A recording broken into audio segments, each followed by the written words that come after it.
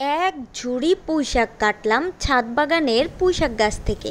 হ্যাঁ, ঠিকই শুনছেন। এতদিন তো কোরবানির গরুর গোশত খেতে খেতে আপনারা নিশ্চয়ই অনীহা হয়ে গেছেন।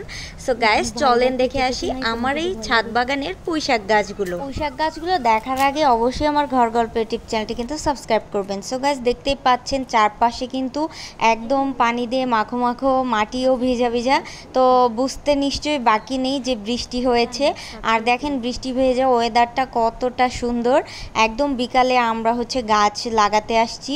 লাল দুইটা পুঁইশাক গাছ আমি একজনের কাছ থেকে চেয়ে আনছি, আর সাদা যে পুঁইশাক গাছটা ওটা অলরেডি লাগানো হয়েছে, যেটা আপনার ভাইয়া লাগিয়ে দিয়েছে। তো আমি এখন লাল দুইটা পুঁইশাক গাছ পাশাপাশি করে লাগাচ্ছি, মানে এক টবে আমি তিনটা গাছ রেখেছি, বিকজ টবটা কিন্তু অনেক বড়। তিনটা গাছের জন্য আমি একটা টবই রেখেছি, কারণ একটা টবে পর্যাপ্ত পরিমাণে মাটি আছে এবং টবটা অনেক বড়, যেটা তিনটা গাছের জন্য অনেক পারফেক্ট হবে।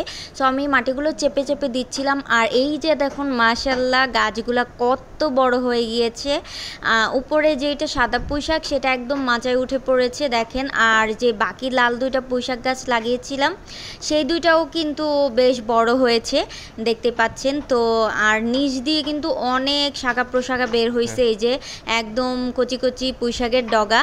তো আমি গাছটা একটু ছাঁটাই করব, বিকজ গাছটা ছাঁটাই না করলে উপরে যে মাচায় গাছটা ছড়াবে না, কারণ নিচের ডগাগুলাতেই কিন্তু সব ধরনের পুষ্টি বা গাছের জোর নিয়ে নিচ্ছে। এই জন্য উপরে মাচাতে আর কি পুঁইশাকটা ছড়াবে না। তো আমি চাচ্ছিলাম আর কি পুরো মাচা দিয়ে যে পুঁইশাক ছড়ায় যায় ওরকম হোক আমার গাছটা। তো এই জন্য আমি ছাঁটাই করতে আসছি গাছ। কাটো, বাকি সবগুলো কুশি কেটে দাও, ওগুলো ঝাঁকায় রাখো।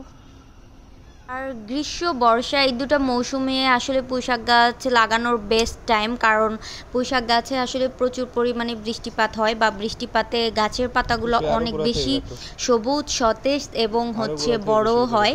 সো এখন আমি এই জন্য গাছটা লাগিয়েছি। সামনেই বর্ষাকালে গাছটা অনেক বেশি ভালো হবে, এই জন্য আসলে আমি ছাঁটাই করে দিচ্ছিলাম, কারণ গাছ ছাঁটাই না করলে নাকি গাছ বড় হয় না, দ্রুত গাছ হয়ে যায়, কি বলে, শক্ত হয়ে যায় এবং গাছের বয়স বেড়ে যায়, বাট অত বেশি ছড়ায় না। তো পুঁইশাক গাছ এই জন্য একটু বড় হলেই নাকি আগাটা কেটে দিতে হয়, যাতে করে নিচের শাখা প্রশাখা বলেন বা উপরে ওঠার যে শক্তি সেটা আর কি পায়। তো এই জন্য গাছটা মেনলি ছাঁটাই করা, যদিও আমি এর আগে এভাবে ছাঁটাই করি নাই বা গাছও লাগাই নেই পার্সোনালি নিজে। তো এবার আমি ইউটিউব থেকে আর কি এভাবে ছাঁটাইটা শিখেছি, যে কিভাবে ছাঁটাই করব। তো আমি দেখে তো সেইভাবেই আমি অ্যাপ্লাই করছিলাম। নিচের যে পাতাগুলা এগুলো তো আসলে কিছুদিন পরে নষ্টই হয়ে যাবে, তো এই জন্য আমি পাতাগুলা কেটে নিচ্ছিলাম। আর নিচে প্রচুর পরিমাণে পাতা হয়েছে, দেখতেই পাচ্ছেন। হ্যাঁ, ওটা কেটে দাও। পুঁইশাকের মধ্যে সবুজ পুঁইশাকের থেকেও আমার কাছে লাল পুঁইশাকটা অনেক বেশি ভালো লাগে। তো আমি চাচ্ছিলাম যে লাল পুঁইশাক গাছ দুটো খুব দ্রুত বেড়ে উঠুক, তো সেভাবেই আর কি ছাঁটাই করছিলাম। আর সবুজ গাছটা অলরেডি অনেক বেশি বড় হয়ে গেছে, তো নিচের বড় বড় ডগাগুলাই কেটে নিচ্ছিলাম। আবার এরকম কাটতে কাটতে মেইন গাছটাই কেটে দিও না, এটা তো মেইন গাছটাই। আপনারা ছাদে বিশেষ করে এইভাবে এরকম আর কি পুঁইশাক গাছ বা শাক টাইপের গাছগুলো লাগাইতে পারেন। ফল না হলেও আপনি আর কি শাক সবজি রান্না করে খেতে পারবেন। আর এই ডগাটা দেখেন কত বড় হয়েছে মাশাল্লাহ। এদিকে বৃষ্টি নামছে,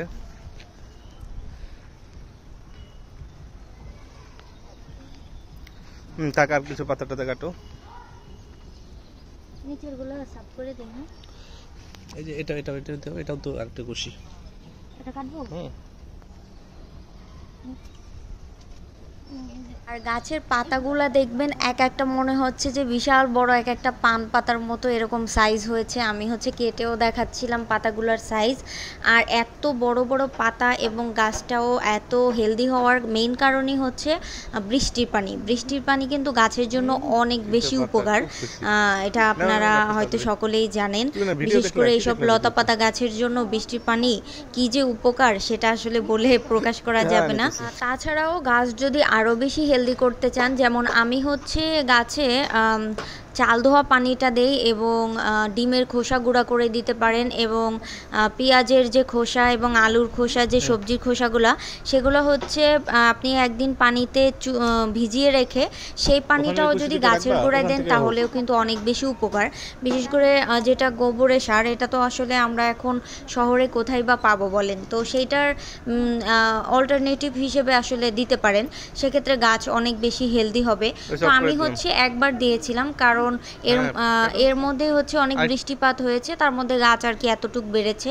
তো আশা করি গাছ কিন্তু আরও বড় হবে। তো এই যে আমি মেন ডগাটাও কেটে দিচ্ছিলাম, কারণ ওখান থেকে আস্তে আস্তে আরও ছোট ছোট ডগা বের হয়ে পুরো মাচাটা আই থিঙ্ক মানে আমি আশা করছি যে ছড়াবে।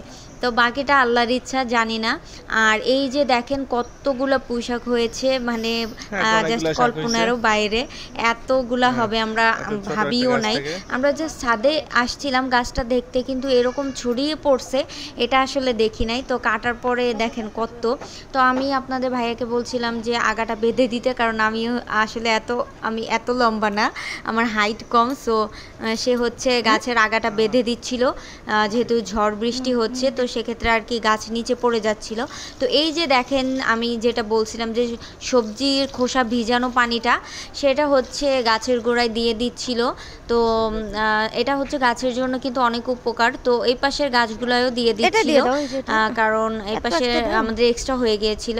তো সব গাছগুলাই দেখছেন এখানে হেলদি। তো ফাইনালি আমাদের গাছ ছাঁটাই শেষ। তো আই থিঙ্ক একটু বেশি ছাঁটাই করে ফেলছি, বাট এত ভালো লাগতেছিল গাছগুলা কুটকুট করে কাটতে। তো এখন হচ্ছে শাকগুলা বেছে বুছে নিচ্ছি, নিজের গাছের শাক মানে ফিলিংসটাই অন্যরকম। তো বলবো যে আপনাদের যদি এরকম ফাঁকা ছাদ বা জায়গা থাকে অবশ্যই এরকম একটা গাছ লাগিয়ে দিবেন, যেহেতু বৃষ্টিপাত হচ্ছে ভালোই লাগবে আশা করি। তো আমার এই পুরো গাছের ব্লগটা কেমন লাগলো অবশ্যই কমেন্ট করে জানাবেন। আর এই পুঁইশাক রান্না করার ভিডিওটা দিতে পারিনি, কারণ একদিন হুট করে রান্না করে ফেলছিলাম।